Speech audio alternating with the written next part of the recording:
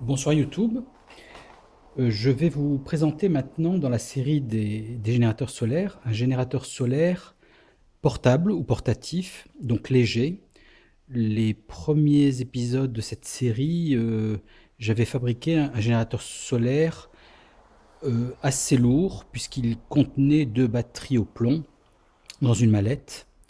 Donc voilà le générateur solaire portatif ou ultra léger. Donc on a quoi dans ce générateur solaire? On a toujours mon panneau solaire 20 watts.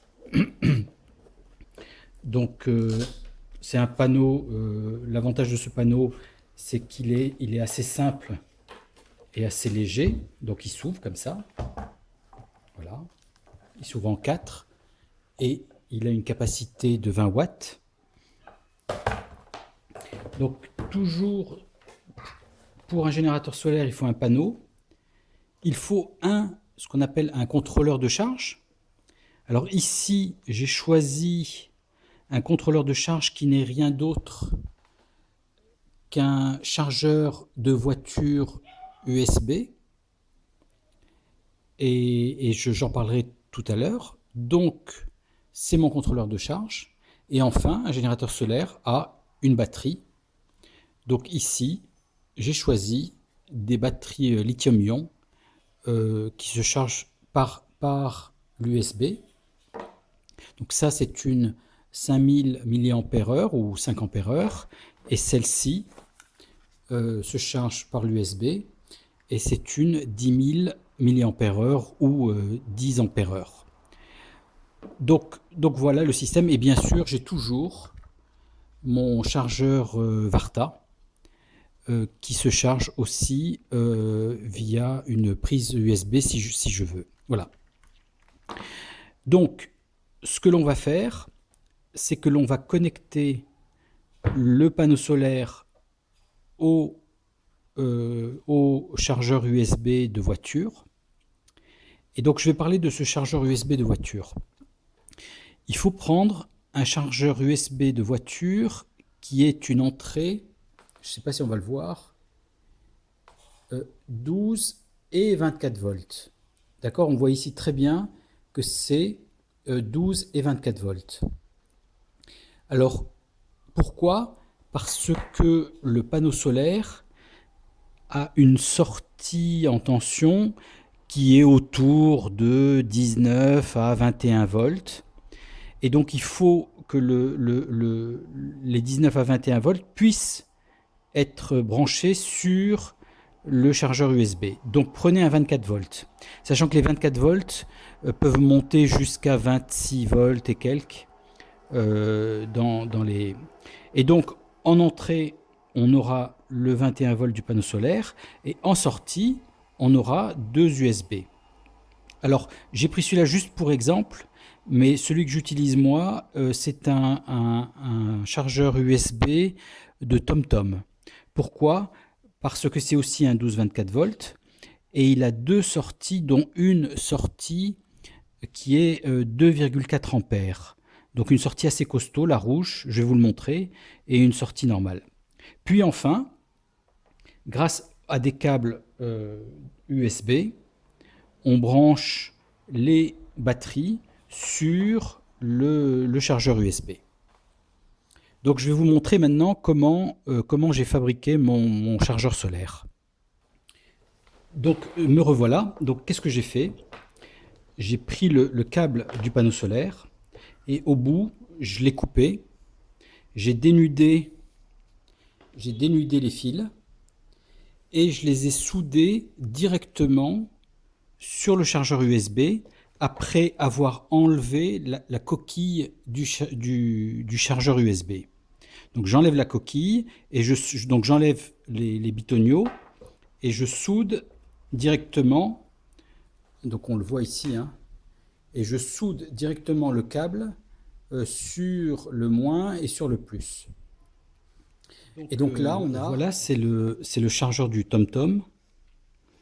Et dans le chargeur du TomTom, il y a 2 sorties, dont la rouge dont je parlais tout à l'heure, qui est une sortie à 2,4 ampères, donc qui permet quand même de charger des appareils assez costaud. Alors, j'ai pris aussi un chargeur TomTom parce que lorsqu'on regarde la, la fabrication, elle est quand même d'assez bonne facture. Et mes tests me le diront, mais j'ose espérer qu'une bonne partie de la puissance qui rentre en 19 volts est transformée en 5 volts avec une restitution de puissance. Je suis sûr que des petits chargeurs de moins bonne qualité ne vont être que résistifs, c'est-à-dire qu'ils vont abaisser la tension sans transformer l'intensité. Mais ça, je le dirai en faisant des tests. Donc ensuite, une fois qu'on a les sorties USB, on prend des câbles USB et donc on peut brancher câble USB et ensuite brancher sur la batterie et donc le chargeur, le panneau solaire à travers le chargeur charge la batterie et la batterie, soit on la charge pour l'utiliser plus tard, soit on peut la charger pour l'utiliser en même temps sur un téléphone. On peut brancher donc un téléphone sur la batterie, etc. Alors, autre chose, j'utilise aussi, comme d'habitude, ce chargeur Varta parce qu'il permet d'être chargé en 12 volts, mais aussi en USB. Et donc, ils fournissent un câble USB, justement, qui permet de charger mes batteries, mes accus Varta. Et donc, en me baladant, je peux charger mes accus Varta avec juste ce petit système et ensuite utiliser les accus dans une frontale, dans une radio ou dans tout ce que l'on veut. Donc là ça revient au même principe que le chargeur solaire un peu plus lourd que j'avais. Donc voilà YouTube. Je voulais vous montrer ce chargeur solaire. Donc quand on le range, il prend vraiment pas de place, hein. Il est vraiment compact. Il peut aller dans un sac à dos. On peut l'emmener, le déployer, charger et continuer sa journée. Ensuite, il faut avoir des unités de stockage qui restituent ensuite l'énergie sur nos appareils. Donc voilà YouTube. Ce que je vous propose maintenant, c'est de faire un petit essai grandeur nature avant de faire des tests beaucoup plus poussés. Alors oui, ce que je voulais dire aussi, c'est que pour l'instant, j'ai laissé le système comme ça, hein, il est rentré en force. Donc là, quand c'est fermé, c'est étanche, parce que ça, c'est un tube d'essai de laboratoire. Mais après, quand j'aurai tout validé, tout testé, je noierai le chargeur dans soit de la résine, soit du silicone pour étanchéifier de façon définitive le tout. Mais tel quel, c'est déjà étanche, donc il n'y a pas de problème. Voilà, on va passer maintenant à une utilisation du chargeur ultra portable, du chargeur solaire ultra portable. Donc ici, on est en fin de journée. J'ai mis le panneau à la verticale en face du soleil, de façon à récupérer un petit peu d'énergie. Je suis le câble et je me retrouve donc face à mon chargeur USB. Donc le chargeur USB, si on regarde, il est allumé. Et du chargeur USB sur le port du dessus qui délivre 2,4 ampères maximum, bien sûr, hein, parce qu'en fin de journée, je ne pense pas que j'ai 2,4 ampères maximum. Je viens sur le chargeur Varta.